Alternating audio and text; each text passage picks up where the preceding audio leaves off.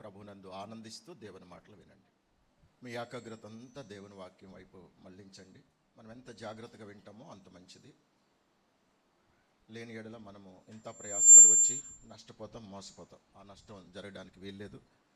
మీ సమయం చాలా విలువైన సమయం. ఇది ఎంత విలువైన సమయం అంటే, ఈరోజు ఒకవేళ మీరు ఏదో పనికో ఉద్యోగానికో వ్యాపారమో ఏదో చేసుకుంటే కనీసం 500 నుండి 1000 రూపాయలు, 1000 రూపాయల నుంచి 1500, 2000 కూడా సంపాదించేవారు లేకపోలేదు. అటు నష్టపోయి ఇటు నష్టపోయి వ్యర్థంగా గడిపే సమయముగా ఈ సమయం ఉండకూడదు అని అంటే, చాలా దూరాల నుంచి వచ్చారు, దగ్గర నుండి వచ్చారు. ఈ మాటలు మనిషిని మాటలుగా కాకుండా దేవుని మాటలుగా శ్రద్ధాభక్తితో విందాం. అప్పుడు ఇది మనకి ప్రయోజనకరంగా ఉంటుంది. ఫిలెమోనుకు రాసిన పత్రికలో 15వ వాక్యం నుండి శ్రద్ధ తీసుకుని అతనికి ఆత్మ సంబంధమైన విషయాలు బోధించిన తర్వాత అతనిలో ఓ పరివర్తన కలిగింది. అతడు పశ్చాత్తాపడ్డాడు. నా యజమానికి నేను ఎందుకు నష్టం చేశాను, నా యజమానికి నేను ఎందుకు ద్రోహం చేశాను, నా యజమానికి నేను ఎందుకు కీడు చేశాను, నా యజమానికి నేను ఎందుకు బాధ కలిగించాను అనే పశ్చాత్తాపం, వేదన తనలో కలగటం పౌలు గారు గమనించి విడుదల కలిగించటానికి తన వంతు సహాయం చేసి అతని పట్ల ప్రత్యేకమైన శ్రద్ధ నిలిపి, ఏ యజమానికైతే బాధ కలిగించి, నష్టం కలిగించి, కోపం పుట్టించి ఇక వీడి మొహం చూడకూడదు అన్నట్టుగా అనుకున్నాడో అలాంటి ఫిలెమోనుకి ఉత్తరం రాస్తూ సమానత్వం గురించి మాట్లాడుతున్నాడు. ఈ సమానత్వం అనేది గతంలో ఒనేసిము నీకు దాసుడే, కానీ ఇప్పుడు నీకు దాసుడుగా కాదు, ఒక సహోదరుడిగా నీ దగ్గరికి పంపిస్తున్నాను. ప్రియమైన సహోదరుడిగా నీ దగ్గరికి నేను పంపిస్తున్నాను. అతన్ని నీవు ప్రియమైన సహోదరుడిగా స్వీకరించాలి. అతనిలో ఎంతో గొప్ప మార్పు కలిగింది, దానికి నేను ప్రత్యక్ష సాక్షిని. అతడు పరివర్తన చెందాడు, దానికి షూరిటీ నేను. ఒనేసిము మార్చబడ్డాడు అనడానికి నేను హామీ ఇస్తున్నాను. ఇక నీకు అతడు ఏ విషయంలో బాధ కలిగించడు, నీకు నష్టం చేయడు, నీకు ద్రోహం చేయడు, నీకు ఏ విషయంలోనూ కూడా ఇబ్బందికరంగా అతడు జీవించడు. అతని జీవితం సంపూర్ణంగా మార్చబడింది. అతని జీవితాన్ని పరిశీలనగా నేను తెలుసుకున్న తరువాత మాత్రమే నేను ఈ నిర్ణయం తీసుకున్నాను. గనుక నీవు అతనిని దాసునిగా కాక ప్రియమైన సహోదరుడిగానే స్వీకరించాలి అని తన ఆత్మీయ కుమారుడు లాంటి ఫిలెమోనుకి ఒక సిఫారస్ లెటర్ రాస్తున్నాడు అన్నమాట. ఇతడు మంచి వ్యక్తి, నువ్వు గతంలో చూసినట్టుగా చూడొద్దు. గతంలో నేను హింసకుడను, హానికరుడను, అలాంటి నన్ను దేవుడు ఎంత సాత్వికుడిగా మార్చేశాడు. ఇది ఎంత వాస్తవమో ఈ ఒనేసిము మార్పు కూడా వాస్తవమే. మనం పౌలు గారిని గురించి ఆలోచన చేస్తే చూడండి, అపోస్తల కార్యములు 9వ అధ్యాయము 26వ వచనం చదువుదాం. చూడండి, అతడు యెరూషలేములోనికి వచ్చి శిష్యులతో కలుసుకొనుటకు యత్నము చేసెను గాని అతడు శిష్యుడని నమ్మక అందరూ అతనికి భయపడిరి.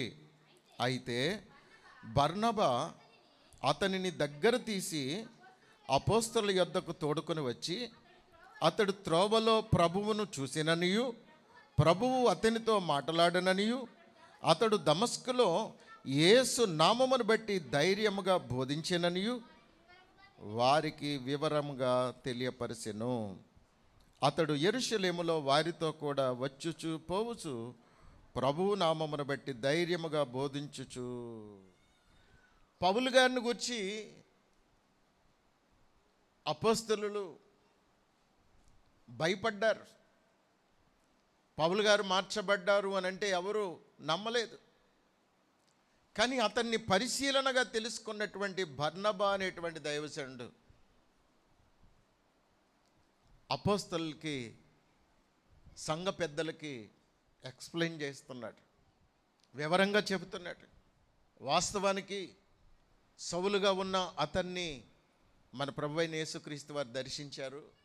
యేసయ్య దర్శనం చేత అతని జీవితంలో ఒక గొప్ప మార్పు కలిగింది. నేను అది పరిశీలనగా చూసి చెబుతున్నాను. అతని గూర్చి మనం భయపడనక్కర్లేదు. మన ప్రార్థనలు ఆలకించిన యేసుక్రీస్తు ప్రభువు అతనిని దర్శించిన తర్వాత అతని జీవితం నిజంగా మార్చబడింది.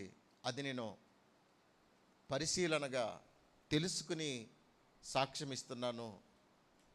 అతని గూర్చి నేను హామీ ఇస్తున్నాను. అతడు ఇక హింసకుడు కాదు, హానికరుడు కాడు. అతడు సంపూర్ణ రక్షణ పొంది యేసే క్రీస్తుని, ఆయనే నిజమైన దేవుడని అనేక చోట్ల ప్రకటించడం నేను విన్నాను, చూశాను. కాబట్టి అతని గూర్చి మనం ఏమాత్రం కూడా అనుమానించకూడదు అని చెప్పి బర్నబా పౌలు గారిని అపోస్తలులతో, సంఘ పెద్దలతో సమాధానపరిచి నమ్మకం కుదిర్చి పౌలు పట్ల అందరూ కూడా ప్రేమగా వ్యవహరించేటట్లుగా ప్రోత్సహించాడు బర్నబా గారు. ఇది పౌలు గారి జీవితంలో ఒక గొప్ప మరుపురాని ఒక సంఘటనగా, ఎటువంటి వ్యక్తినైనా దేవుడు మార్చగలడు అనేటువంటి ఓ ఖచ్చితమైనటువంటి విశ్వాసంతో నా వంటి వారు సహితం మార్చబడ్డానికి దేవుడు సమర్థుడు, శక్తిమంతుడు గనుక గతంలో ఒక వ్యక్తి ఎలాంటి వ్యక్తి అయినా కావచ్చు, స్త్రీ అయినా పురుషుడైనా, కానీ యేసుక్రీస్తు ప్రభువు మాట, ఆయన దర్శనం ఎవరికైతే అనుగ్రహించబడిందో వారి జీవితాలు ప్రభావితం చేయబడతాయి. గనుక మనము నమ్మాలి అనే విషయాన్ని ఇక్కడ ఒనేసీమును ఫిలెమోనుకి మరలా క్రొత్తగా పరిచయం చేయడం ఈ వచనం యొక్క ఉద్దేశం. నిజంగా ఒనేసీముని ఇక ఎట్టి పరిస్థితుల్లో కూడా క్షమించడానికి మనసు లేనటువంటి ఫిలెమోను గారికి 17వ వచనంలో ఇంకొక విషయాన్ని రాస్తూ, కాబట్టి నన్ను నీతో పాలివానిగా ఎంచిన ఎడల నన్ను చేర్చుకొన్నట్టు అతనిని చేర్చుకొనుము. పౌలు గారు రెండో విషయాన్ని ఈ విధంగా చెప్పే ప్రయత్నం చేస్తున్నాడు. అదేమంటే, నీవు నాతో కలిసి ఉండాలి అని అంటే అతన్ని చేర్చుకో. నీవు అతన్ని చేర్చుకోకపోతే గనక నీకు నాకు సంబంధం లేదు. నీవు నన్ను నమ్మనట్టే, నన్ను అవమానించినట్టుగా నేను ఫీల్ అవుతాను. ఒనేసీముని నీవు 100% నమ్ము, 100% నమ్ము. నువ్వు అతన్ని నమ్మకపోతే నన్ను కూడా నమ్మలేనట్టే. నువ్వు నన్ను నమ్ముతావో నమ్మవో అది నీ ఇష్టం. మరలా వచ్చి నేను కలవాలి అనంటే, నీవు నన్ను కలవాలి అనంటే అతన్ని నీవు సహోదరునిగా స్వీకరించి అతన్ని చేర్చుకోవాలి. నన్ను చేర్చుకుంటున్నావుగా, అదేవిధంగా అతన్ని కూడా చేర్చుకో. నువ్వు అతన్ని చేర్చుకోకపోతే గనక నన్ను కూడా చేర్చుకోనట్టే. ఒక విధంగా పిలేమోన్ని సిక్కులు పెట్టినట్టే. ఏంట్రా బాబు, పౌలయ్య గారు ఇంత మాట అనేశారు, అతన్ని చేర్చుకోకపోతే ఆయన్ని చేర్చుకోనట్టు ఎలాగవుతుంది? ఆయనే, ఇతడే కదా. ఇప్పుడు పౌలు గారు ఉపయోగించిన పదజాలాన్ని బట్టి పిలేమోను ఖచ్చితంగా దానికి కట్టుబడి ఉంటాడు. ఎందుకంటే పౌలు గారికి తెలుసు, పౌలు గారంటే పిలేమోనుకి చచ్చినంత ప్రేమ, ఎంతో ప్రేమ, అభిమానం. ఎందుకంటే పౌలు గారిలో మోసం లేదు, అబద్ధం లేదు. అతడు చాలా నమ్మకమైన సేవకుడు గనుక నా ఆత్మీయ నాయకుడు దైవజనుడు ఒక మాట చెప్పారు అంటే దానికి నేను ఇక కట్టుబడి ఉండాలి. అది కష్టమైనా నష్టమైన ఏమైనా అన్నట్టుగా ఇంకా దానికి ఫిక్స్ అయిపోవలసిందే. ఇప్పుడు ఒనేసిము ఏమాత్రం తేడాగా ఉన్నా అది ఎవరికి నష్టం? పౌలు గారికి నష్టం. బహుశా పంపించేటప్పుడే చెప్పుంటాడు దైవజనుడు ఏమనంటే, అబ్బాయి, నేను చూసినంత వరకు, నిన్ను పరిశీలన చేసినంత వరకు నీలో పరివర్తన వచ్చిందని నేను 100% నిన్ను నమ్మాను. నిన్ను నమ్మి నా ఆత్మీయ బిడ్డ దగ్గరికి నేను పంపిస్తున్నాను. అతడు నీ యజమానుడు, నాకు అతడు బాగా కావలసిన వాడు, నాకు ఎంతో హెల్ప్ చేశాడు. నా యోగక్షేమాల గురించి బాధ్యతగా ఉండే వ్యక్తి. ఆ వ్యక్తికి నాకు మధ్యలో ఏ విధమైనటువంటి డిస్టర్బెన్స్ ఉండకుండా ఉండాలి అని అంటే నువ్వు చాలా నమ్మకంగా ఉండాలి. నా మాట అతడు తప్పకుండా వింటాడు, లోబడతాడు. గనుక నన్ను బట్టి నిన్ను తప్పకుండా చేర్చుకుంటాడు. కనుక నీవు ఇది మొదలుకొని నాకు ఏ విషయంలో కూడా చెడ్డ పేరు తేకూడదు. నువ్వు మంచి పేరు తేవాలి. నా గౌరవాన్ని నీ ప్రవర్తన ద్వారా నిలబెట్టాలి. నేను ఏదైతే నిన్ను గురించి చెప్పానో అది తన నోట వినాలి. అవునయ్యా, మీరు చెప్పిన దానికంటే ఎక్కువగా చేస్తున్నాడు అన్నట్టుగా, అలా మంచిగా జీవిస్తున్నాడు అన్నట్టుగా నిన్ను గురించి నాకు మంచి సాక్ష్యం ఇవ్వాలి. జాగ్రత్తగా ఉండు అని పంపించారు. ఒక వ్యక్తిని గురించి సాక్ష్యం ఇచ్చేటప్పుడు ఆ వ్యక్తిని గురించి పూర్తిగా తెలియకుండా మనం ఎవరిని గురించి సాక్ష్యం ఇవ్వకూడదు. మొహమాటానికి ఏది ఎవరికి చెప్పకూడదు. అలా చెప్తే మనకే నష్టం. ఒక వ్యక్తిని గురించి పూర్తిగా నీకు తెలియకుండా ఎవరి గురించి మాట్లాడొద్దు. సాక్ష్యం ఇచ్చే విషయంలో కానీ నమ్మే విషయంలో కానీ చాలా జాగ్రత్తగా ఉండాలి. ఒక వ్యక్తిలో మంచి పరివర్తన వచ్చింది అని మనకు తెలిస్తే 100% ఆ వ్యక్తిని నమ్మాలి. ఇంకా అనుమానించకూడదు, ఏ విషయంలోనూ అనుమానించకూడదు. నిన్ను నమ్మిన వ్యక్తిని ఏ విషయంలో కూడా నువ్వు మోసగించకూడదు. ఒక వ్యక్తి మంచిగా జీవిస్తున్నప్పుడు ఆ వ్యక్తిని మనం నమ్మాలి, 100% నమ్మాలి. మనల్ని 100% నమ్మిన వ్యక్తిని ఏ 1% కూడా మోసం చేయకూడదు. అది భార్యాభర్తల మధ్య కానీ, స్నేహితుల మధ్య కానీ, సహవాసం మధ్యలో కానీ, కుటుంబ బాంధవ్యాల మధ్యలో కానీ ఎక్కడ కూడా ఏ విషయంలో కూడా ఎవరిని ఎన్నడూ మోసగించే ప్రయత్నం చేయకూడదు. నిన్ను నమ్మారు కదా అని నమ్మక ద్రోహం ఎప్పుడు చేయకూడదు. పౌలు గారు ఒక విధంగా ఇక్కడ ఒక సమస్య సృష్టించిన వ్యక్తిని నమ్మటం అంటే ఎంత ఆలోచించాలో మనకి బాగా అర్థమవుతుంది. ఇతన్ని అసలు నమ్మొచ్చా అనే అనుమానం ఒక ప్రక్కన్న, దైవజనుని యొక్క మాటలు ఒనేసిము జీవితాన్ని చాలా ప్రభావితం చేశాయి. వాస్తవానికి నిన్ను క్షమించకూడదు, కానీ నీ యజమానుడు క్షమించాడు అని అంటే నీ యజమాని దగ్గర చాలా నమ్మకంగా నువ్వు ఉండాలి అని పౌలు గారు అన్ని జాగ్రత్తలు చెప్పి పంపించారు. ఇక మూడవది 18వ వచనం, అతడు నీకు ఏ నష్టమైననో కలగజేసిన ఎడలను, నీకు ఏమైనా రుణమున్న ఎడలను అది నా లెక్కలో చేర్చుము. చూడండి, మూడవది అతని గూర్చి భరోసా ఇస్తున్నాడు. ఆల్రెడీ నీకు నష్టం చేశాడు, ఒకవేళ ఇక ముందేదైనా నష్టం కలిగించినా అది నాది, ఆ పూచి నాది. అతనికి నేను షూరిటీ ఉంటున్నాను.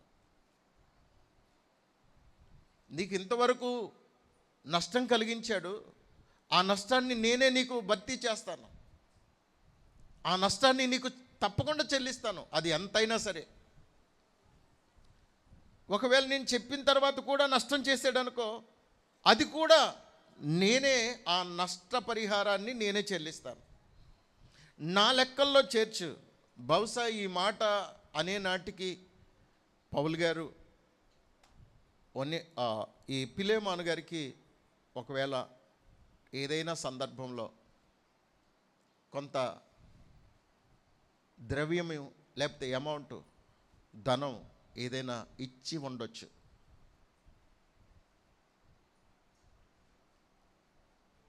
అత్యవసర పరిస్థితుల్లో పౌలు గారికి పిలేమాను గారు సహాయం చేసి ఉండొచ్చు. అనగా సహాయం అంటే సహాయం కాదు, అప్పిచ్చి ఉండొచ్చు. నేను ఇది నీకు మళ్ళా ఇచ్చేస్తాను అనంటే, అది ఒకవేళ పిలేమాను గారు ఎక్కువ మొత్తం పొద్దు రాసుకున్నారేమో, చిన్ని అయితే పెద్దగా పట్టించుకోకపోవచ్చు, పెద్ద మొత్తం కనుక ఒకవేళ ఓ పొద్దు కింద రాసుకుని ఉండొచ్చు. ఒకవేళ ఒక 10,000 అవసరాన్ని బట్టి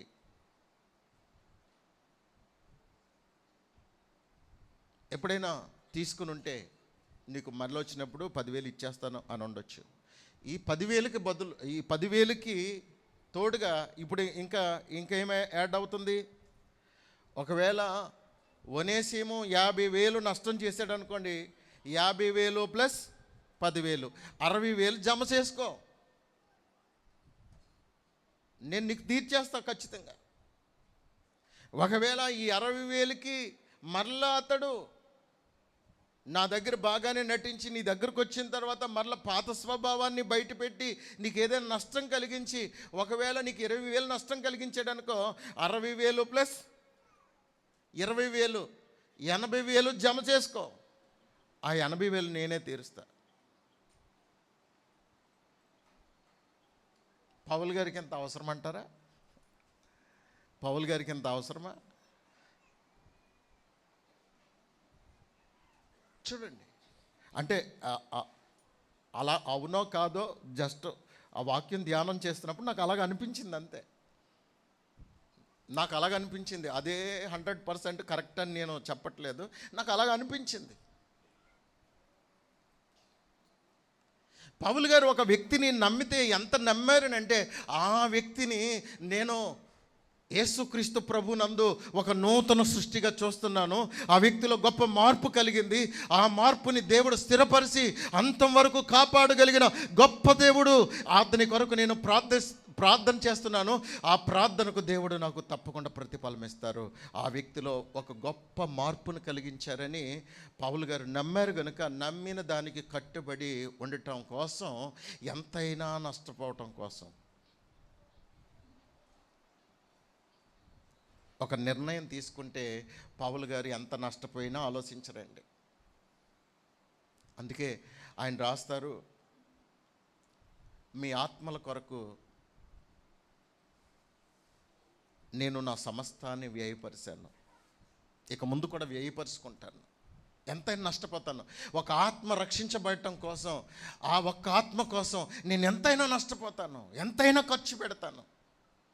కానీ ఆ వ్యక్తి బలపడాలి, ఆ వ్యక్తి సంపూర్ణ రక్షణలో స్థిరంగా నిలబడి ఉండాలి. లక్షలు పోయినా పర్వాలేదు, కానీ రక్షణ వారి జీవితంలో స్థిరంగా ఉండాలి.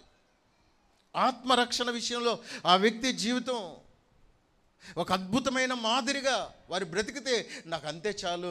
లక్షల కంటే ఖరీదైనటువంటి ఆత్మరక్షణ చాలా గొప్పదని పౌలు గారు నమ్మారు.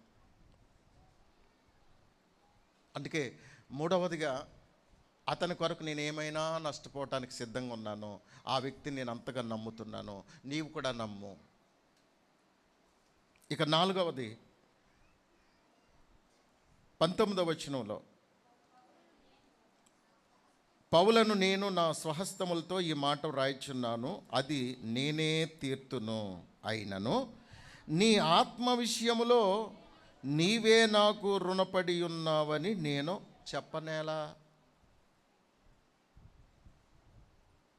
నేను అలా చెప్పాలని అనుకోవట్లేదు, కానీ నువ్వు మాత్రం గుర్తుపెట్టుకో,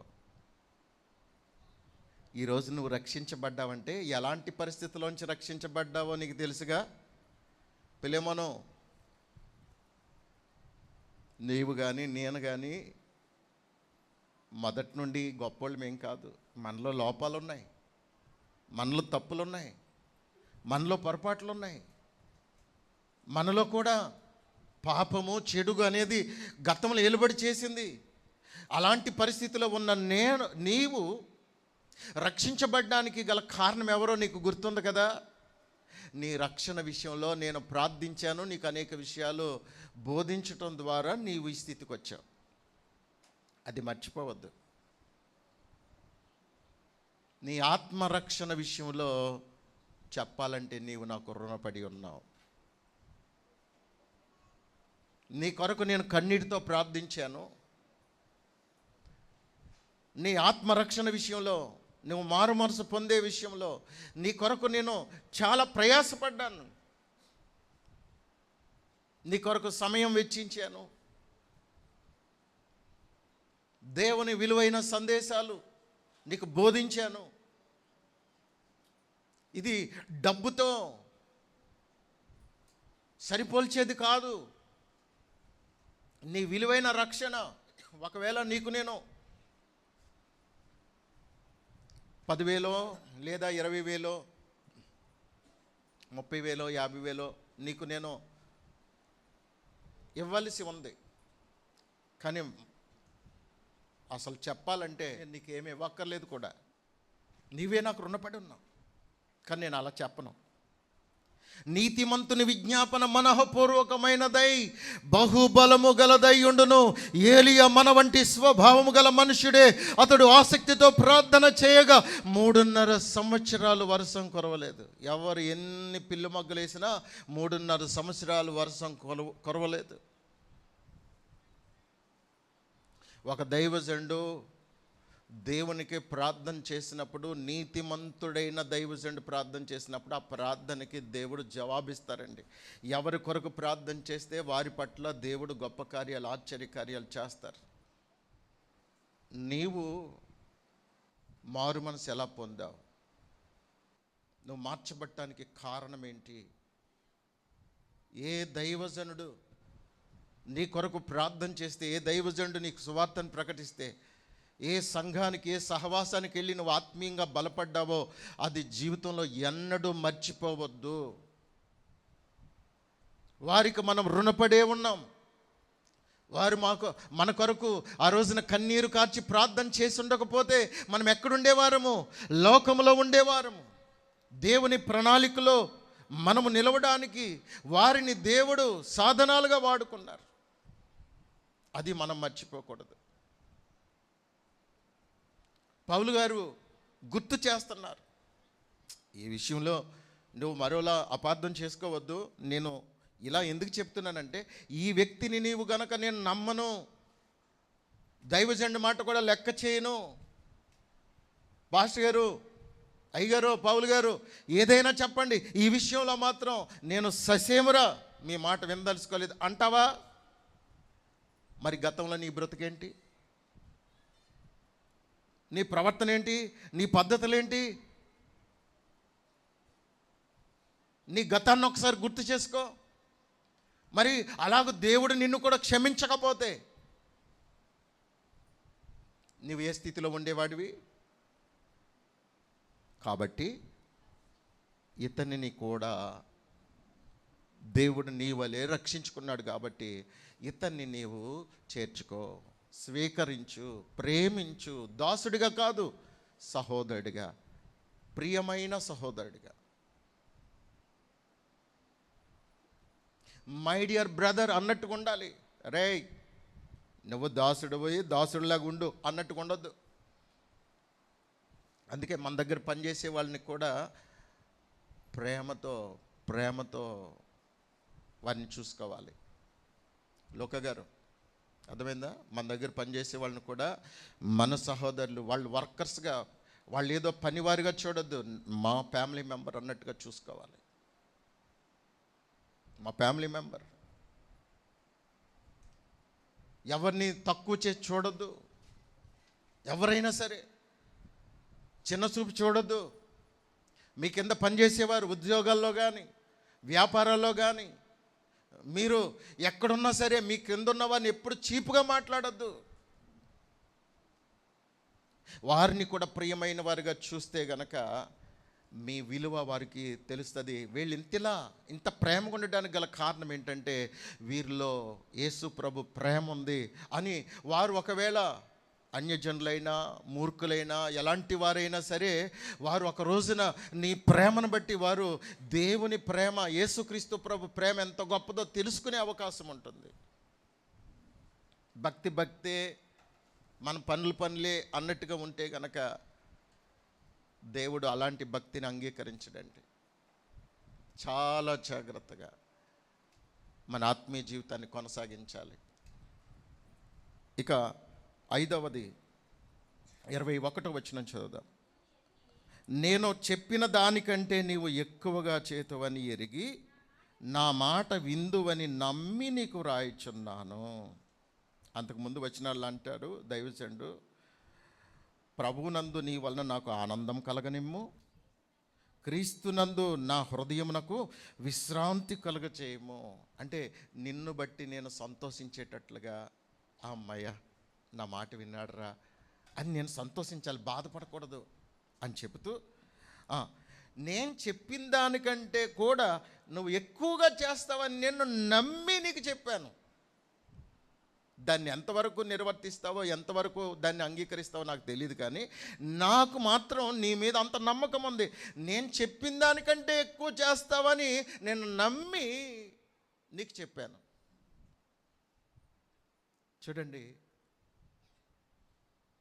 మనల్ని ఎవరైనా నమ్మారు అని అంటే, మనకి ఏదైనా ఒక బాధ్యత అప్పగించారు అని అంటే, అది వారు చెప్పిన దానికంటే కూడా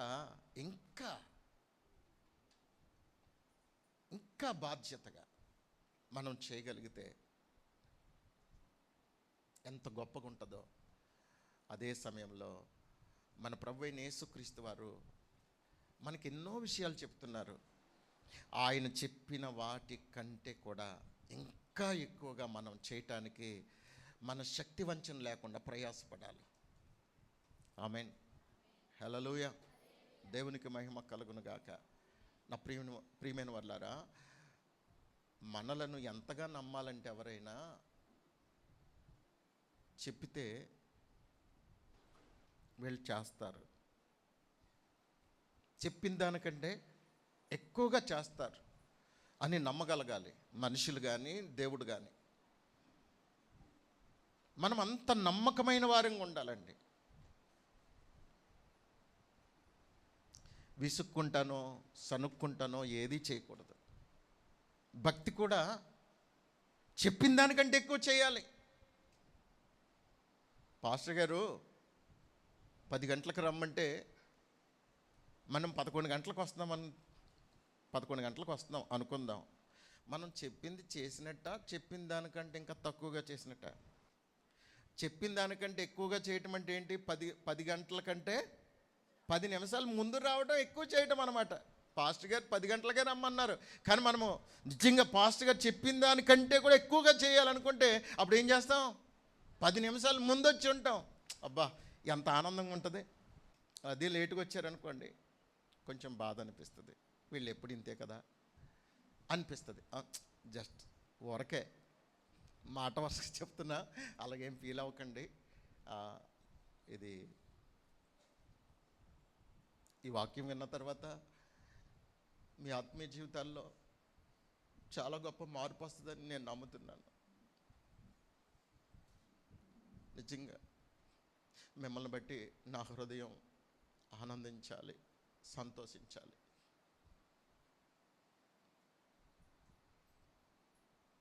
అన్ని విషయాల్లో